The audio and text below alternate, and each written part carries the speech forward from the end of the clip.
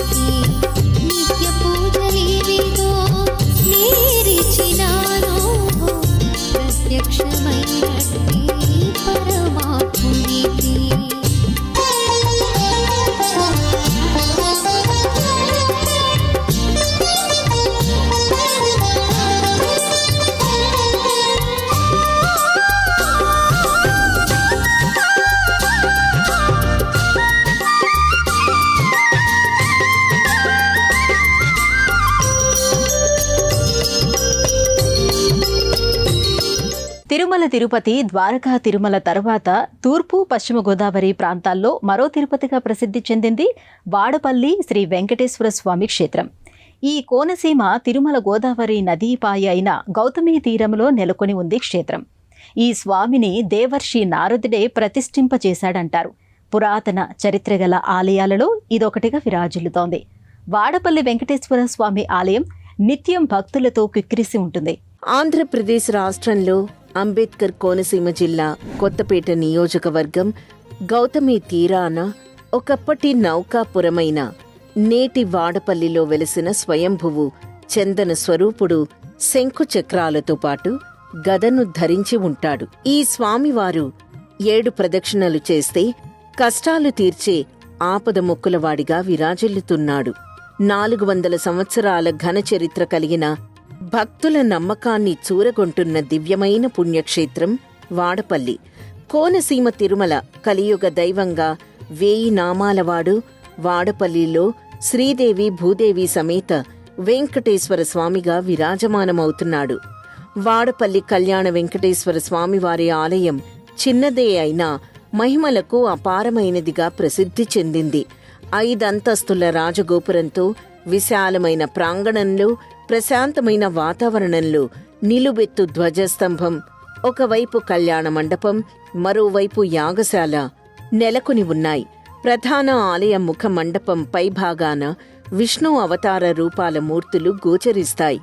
ఆలయంలో ఎటు చూసినా భక్తులు ఓం నమో వెంకటేశాయ అనే భక్తుల నామస్మరణలు మారుమ్రోగుతూ ఉంటాయి.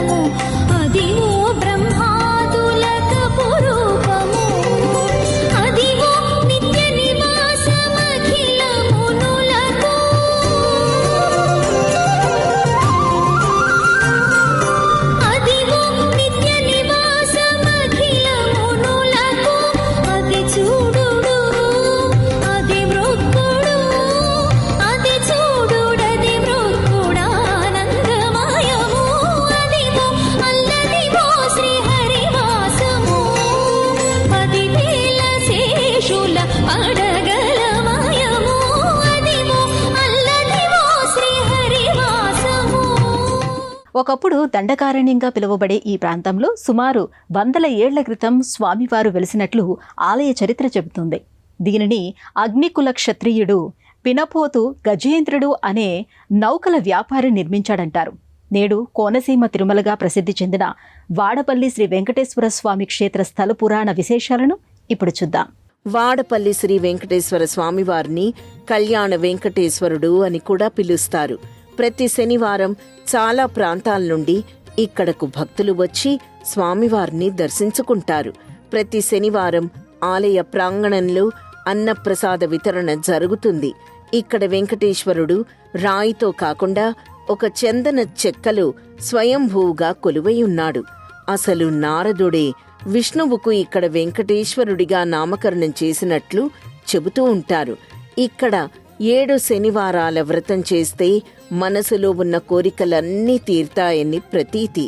శతాబ్దాల నాటి చరిత్ర కంటే ముందే, అంటే కృతయుగం నుండే స్వామి ఇక్కడ కొలువు తీరాడని పురాణ కథల ద్వారా తెలుస్తోంది.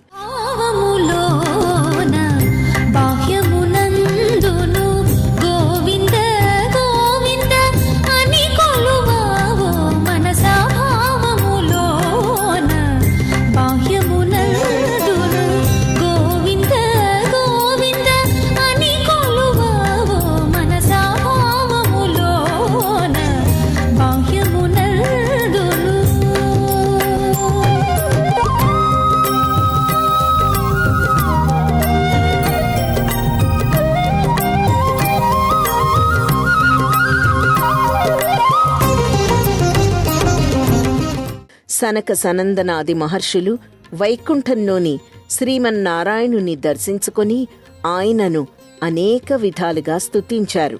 కలియుగంలో ధర్మం ఒంటి పాదంలో నడుస్తోందని, ప్రజలు అధర్మబద్ధమైన జీవితాన్ని గడుపుతున్నారని చెబుతూ రక్షించమని వేడుకున్నారట. దీంతో విష్ణుమూర్తి ఒకప్పుడు నౌకాపురిగా పిలిచే ప్రస్తుత వాడపల్లిలో వెలుస్తానంటూ మహర్షులకు అభయమిచ్చాడట. కొంతకాలానికి గోదావరి నదీ ప్రవాహంలో కొట్టుకు వస్తున్న చందన పేటిక కనిపించిందట. ఎవరైనా ఆ పెట్టెను తీసేందుకు ప్రయత్నిస్తే అది అదృశ్యమయ్యేదట. చివరకు వృద్ధ బ్రాహ్మణులకు స్వామివారు కలలో కనిపించి 4 చోట్ల వెలుస్తానని, 3 చోట్ల శిలగాను, నౌకాపురం వాడపల్లిలో చందన స్వరూపంతో అర్చావతారంగా వెలుస్తానని అభయమిచ్చిన విషయాన్ని పురజనులకు వివరించాడు. దీంతో 3 మండపాలతో ఎత్తైన ప్రాకార గోపురాలతో స్వామివారి దేవాలయాన్ని నిర్మింపజేసి వైఖానస ఆగమ నిష్ణాతులైన యాజ్ఞికులతో యజ్ఞం చేయించి స్వామివారిని ప్రతిష్ఠింపజేశారు. అంతేకాకుండా నారదుడు స్వామికి వెంకటేశ్వరుడు అని నామకరణం చేసి ఆ తర్వాత ఆలయాన్ని నిర్మించాడని ప్రతీతి. వేం అంటే పాపాలను, కటా అంటే పోగొట్టేవాడని అర్థం. కనుడవు సనాతనుడవు సర్వకారణకారకుడవు, కనుడవు సనాతనుడవు సర్వకారణకారకుడవు, ఘనుడవు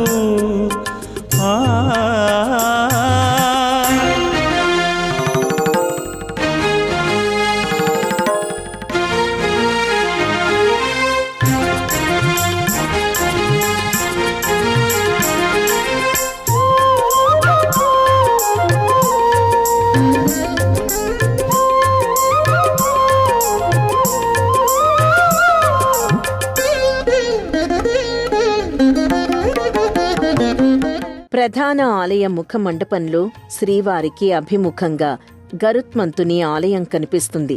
వాడపల్లి ఆలయం నిత్య కళ్యాణం పచ్చ తోరణంగా భాసిల్లుతోంది. ఇక్కడ స్వామివారి వైభవ వైభోగాలకు కొదువలేదు. నానావిధ సుమ పరిమళాల మధ్య జవ్వాది, కస్తూరి వంటి సుగంధ ద్రవ్యాల మధ్య స్వామి నిత్యవరుడై పరిమళ భరితంగా భక్తాభీష్ట వరదాయకుడిగా వర్ధిల్లుతున్నాడు. గర్భాలయంలో నిలువెత్తు దివ్యమంగళ స్వరూపుడు చందన స్వరూపుడిగా శంఖుచక్రాలతో పాటు గదను ధరించి ఉంటాడు. శంఖుచక్రాలతో వరద హస్తంతో గదాధరుడై దర్శనమిచ్చే కళ్యాణ వెంకటేశ్వరుడి దర్శనం 7 జన్మల పుణ్యఫలంగా భావిస్తారు భక్తులు.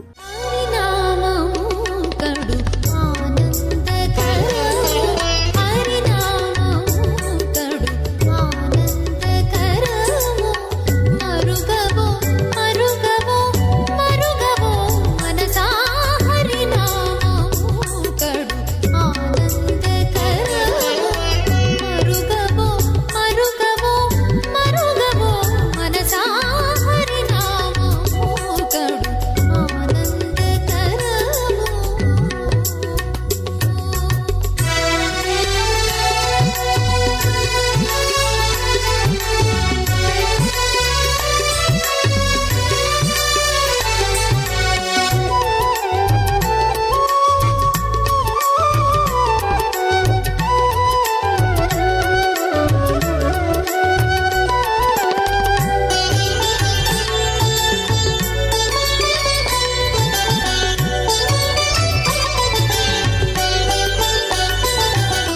కలియుగ ప్రత్యక్ష దైవంగా పేరుగాంచిన శ్రీనివాసుడు స్వయంభూగా వెలిసిన ఆలయాలు ఎన్నున్నా వాడపల్లి శ్రీ వెంకటేశ్వర స్వామివారి ఆలయానికి ఎంతో ప్రత్యేకత ఉంది. అంతేకాదు స్వామివారికి మరెంతో ప్రాధాన్యత ఉంది. వాడపల్లి వెంకన్న స్వామివారిని చూడ్డానికి అసలు 2 కళ్ళు చాలవంటే అతిశయోక్తి కాదు. నిత్య కళ్యాణం పచ్చ తోరణంగా భాసిల్లే స్వామి దివ్య మంగళ స్వరూపం సర్వాలంకార భూషితంగా మంగళప్రదాయకంగా గోచరిస్తుంది. 3 మండపాలలో ఎత్తైన ప్రాకార గోపురాలతో ఆలయంలో ఆనందధాముడై లక్ష్మీ రూపుడై కళ్యాణ వెంకటేశ్వరుడు భక్తులకు దివ్యంగా దర్శనమిస్తాడు. వాడపల్లి శ్రీవారి దర్శనంతో సకల పాపాలు పటాపంచలవుతాయి. తీరని కోరికలన్నీ సులభంగా తీర్తాయని భక్తుల ప్రగాఢ విశ్వాసం. ఎర్ర చందనం రూపుడిగా స్వయంభూగా వెలిసిన మూర్తి దర్శనం సకల శుభదాయకం, సకల సన్మంగళదాయకం. వాడపల్లి ఆలయంలో 7 వారాల వ్రతం చేసి 8వ వారం అభిషేకం చేసుకుంటే చాలా మంచిదని నమ్మకం. అందుకే ప్రతి శనివారం ఈ ఆలయానికి భక్తులు పోటెత్తుతారు. ఎంతటి కష్టాలైనా సరే స్వామివారిని 7 శనివారాలు దర్శిస్తే ఆ కష్టాలన్నీ తొలగిపోతాయని శతాబ్దాల నమ్మకం. అందుకే ప్రతి శనివారం ఈ ఆలయంలో 108 లేదా 7 ప్రదక్షిణలు చేసేవారి సంఖ్య వేలల్లో ఉంటుంది. దినదినాభివృద్ధి చెందుతున్న చందన రూపుడు శ్రీ వాడపల్లి వెంకటేశ్వర స్వామివారి దివ్య క్షేత్రంలో స్వామివారి దర్శనం ఎంత పరిమళమైన ఆనందాన్నిస్తుందో స్వామివారి ప్రసాదాన్ని సైతం తీసుకోవడం ద్వారా అంతే ఆనందం పొందుతారు వాడపల్లికి వచ్చిన భక్తులు. గర్భగృహంలో స్వామివారి మూర్తి చిన్నదిగా కనిపించిన మహిమలకు అపారమైన దైవంగా పూజలందుకుంటున్నాడు. వాడపల్లి శ్రీవారిని సంతాన వెంకటేశ్వరుడిగా కొలుస్తారు. వాడపల్లి వడ్డీ కాసులవాడు చందన రూపుడు కాబట్టి స్వామివారి మూలమూర్తికి నేరుగా అభిషేకాలను నిర్వహించరు. వాడపల్లి ఏడుకొండల స్వామివారికి బ్రహ్మోత్సవం 10 రోజుల పాటు అంగరంగ వైభవంగా నిర్వహిస్తారు. ప్రతిరోజు రాష్ట్రం నలుమూలల నుండి భక్తులు స్వామివారిని దర్శించుకుంటారు. బ్రహ్మోత్సవాల సమయంలో భక్తుల తాకిడి చాలా ఎక్కువగా ఉంటుంది.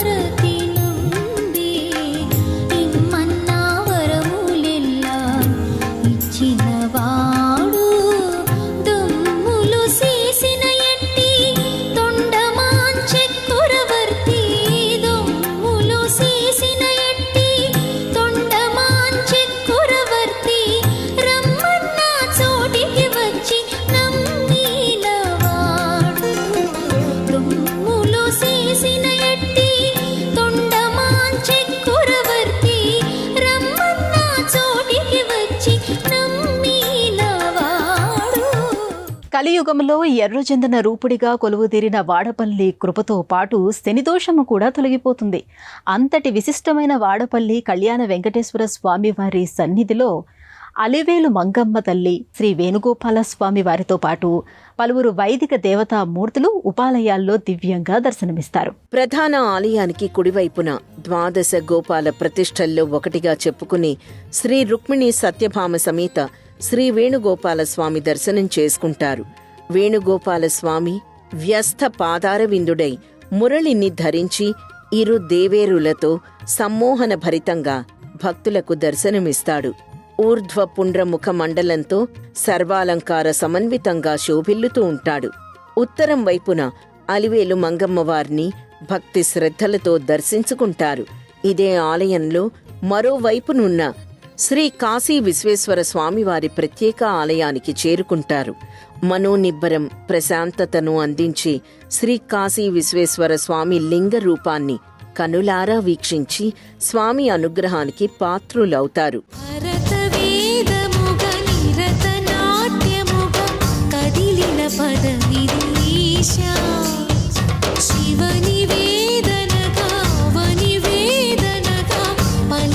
పదము పరేశ నీలకంఠరాజ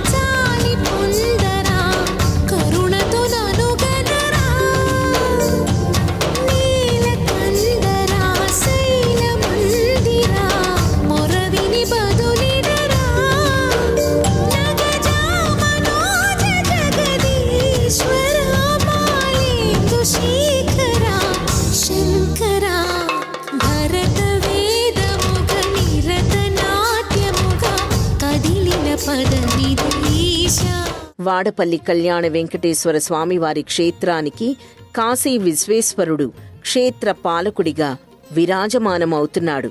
అందుకే కళ్యాణ వెంకటేశ్వరుడి దర్శనార్థం వచ్చిన భక్తుల సంరక్షణ బాధ్యతలను తానే తీసుకుంటాడు. శ్రీవారిని దర్శించిన భక్తులు కాశీ విశ్వేశ్వరుణ్ణి దర్శించుకుంటే వాడపల్లి క్షేత్ర దర్శన ఫలం దక్కుతుంది. గర్భాలయంలో అన్నపూర్ణ సమేత శ్రీ కాశీ విశ్వేశ్వరుడిగా కొలువుతీరి భక్తకోటిని ఆశీర్వదిస్తున్నాడు. స్వామి అమ్మవార్లకు ఇక్కడ శైవ సంప్రదాయం ప్రకారం నిత్య పూజలను వేడుకగా జరుపుతారు. ఆపద మొక్కులవాడి సన్నిధిలోనే ఆళ్వారుల దివ్య ప్రతిమలు గోచరిస్తాయి. ఇదే ఆలయ ప్రాంగణంలో బ్రిటిష్ కాలం నాటి స్తూపం కూడా కనిపిస్తుంది. ఇదే లోగిల్లో గోసేవకు వీలుగా గోశాలను ఏర్పాటు చేశారు.